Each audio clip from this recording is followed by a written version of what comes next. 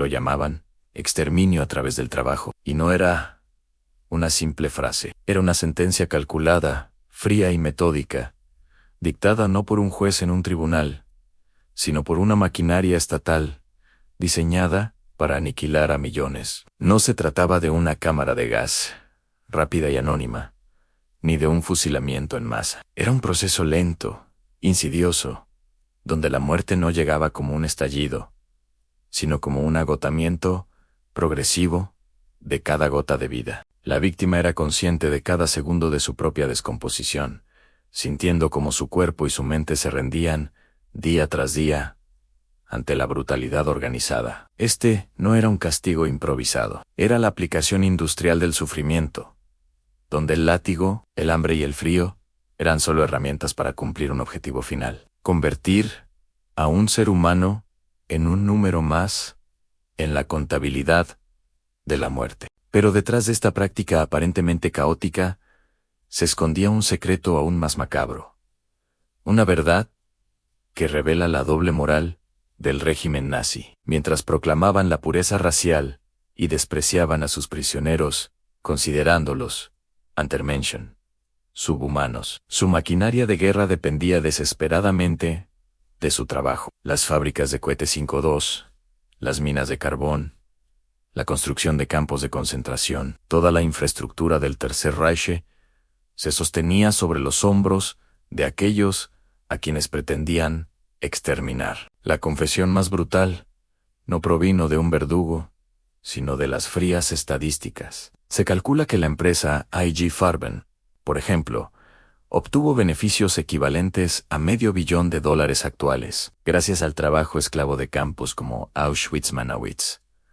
La tortura no era solo un castigo, era un negocio. Los prisioneros eran, literalmente, trabajados hasta la muerte para financiar la misma ideología que los condenaba. Este giro perverso, donde la víctimas se encontraban en un limbo de dolor calculado. La jornada comenzaba antes del amanecer, con un silbato desgarrador que resonaba en los barracones helados. El desayuno, si se le podía llamar así, era una ración miserable de un sucedáneo de café amargo y un trozo de pan que más parecía serrín prensado. La formación era interminable, bajo la nieve o la lluvia, mientras los capos, prisioneros privilegiados, que a menudo supervisaban con más crueldad que los propios SS, recitaban los números de los presos en un coro macabro. Luego, la marcha hacia la cantera, la fábrica o la zanja, siempre al ritmo de golpes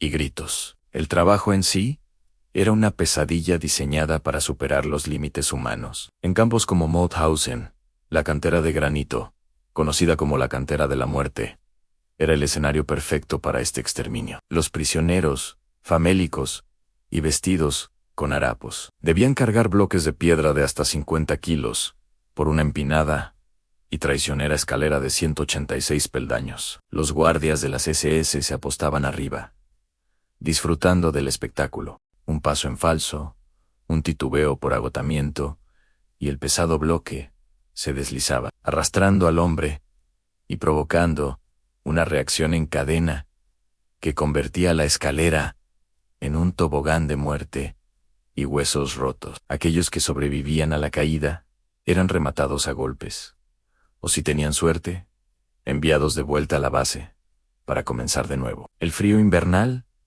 congelaba los cuerpos desprotegidos. El calor del verano, combinado con la deshidratación, provocaba colapsos mortales. La muerte era una liberación esperada, casi anhelada. En las fábricas, la tortura adoptaba un cariz de eficiencia industrial modernizada. El campo de Auschwitz-Triemanowitz, adjunto a la gigantesca planta de Bonnewerk de IG Farben, era un claro ejemplo. Aquí, la ideología nazi chocaba con su pragmatismo económico. Empresas como IG Farben, Siemens, Krupp y Daimler-Benz pagaban al Estado SS una tarifa diaria por cada prisionero, tratándolos como una mercancía alquilable y desechable. El prisionero era un número, un Fatling, despojado de nombre e identidad. Su valor residía únicamente en su capacidad laboral momentánea. Las condiciones eran deliberadamente letales. Las jornadas de 12 horas de trabajo,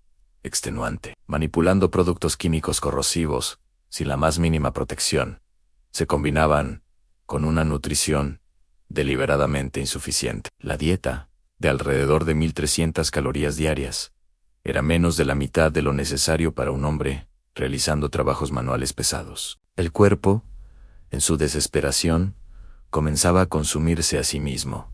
Primero la grasa, luego la masa muscular. Los hombres se transformaban en esqueletos vivientes, museol, ner, en la jerga del campo, caminantes somnolientos y apáticos, que habían renunciado a la vida. Las enfermedades como el tifus, la disentería y la tuberculosis campaban a sus anchas en los barracones infestados de piojos y ratas.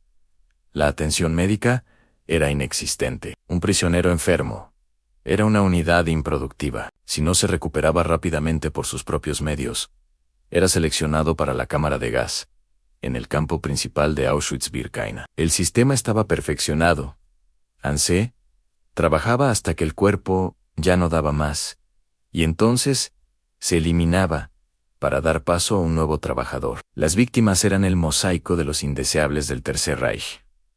Judíos de todos los países ocupados formaban la mayoría, pero junto a ellos sufrían prisioneros políticos, polacos y soviéticos, romaníes, testigos de Jehová, homosexuales y criminales comunes. Los prisioneros de guerra soviéticos fueron, de hecho, de los primeros en ser sometidos a esta política de aniquilación mediante el trabajo, muriendo por cientos de miles, en campos especiales, en condiciones espantosas. Cada grupo era marcado con un triángulo de color diferente en su uniforme a rayas, estableciendo una jerarquía perversa de opresión, donde todos, al final, estaban condenados. La deshumanización era metódica y esencial para el proceso. El lenguaje de los verdugos se diseñó para eliminar cualquier rastro de empatía. No se hablaba de gente, sino de material o pieza. Un guardia no golpeaba a un prisionero, ajustaba una herramienta defectuosa. Esta cosificación permitía a los civiles alemanes, ingenieros y capataces de las empresas colaboradoras mirar a estos seres esqueléticos y ver solo instrumentos de producción, no seres humanos sufrientes. La brutalidad era aleatoria y constante, un recordatorio de que en cualquier momento un guardia podía decidir acabar con tu vida por puro aburrimiento o por un trabajo considerado demasiado lento. Ejemplos concretos de este horror se repiten en los testimonios de los supervivientes. Primo Levi, químico italiano y prisionero en Manawitz, relató en su obra Si esto es un hombre, la agonía de cada día, la lucha desesperada por un mendrugo de pan extra, la humillación constante y la lucha por mantener la dignidad en un sistema diseñado para destruirla. Relata cómo los prisioneros en su sueño febril no soñaban con comida o libertad,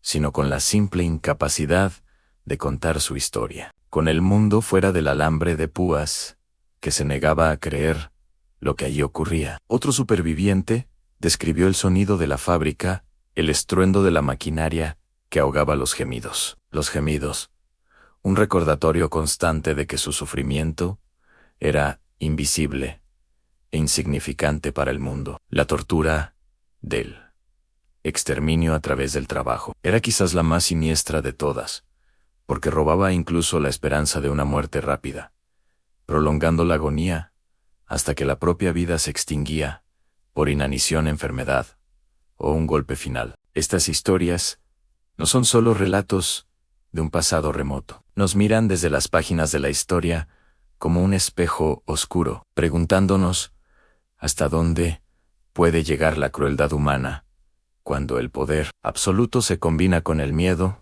y una ideología deshumanizante. El exterminio a través del trabajo nos recuerda que el horror no siempre llega con estruendo. A veces es un proceso silencioso y administrativo, donde la burocracia y la eficiencia económica se ponen al servicio del mal. Es una lección vigente, un recordatorio de que la cosificación del otro, ver a un ser humano como un simple recurso o un estorbo, es el primer paso hacia la atrocidad. Si quieres descubrir más historias tan estremecedoras como esta, suscríbete y acompáñanos en este viaje al lado más oscuro de la historia.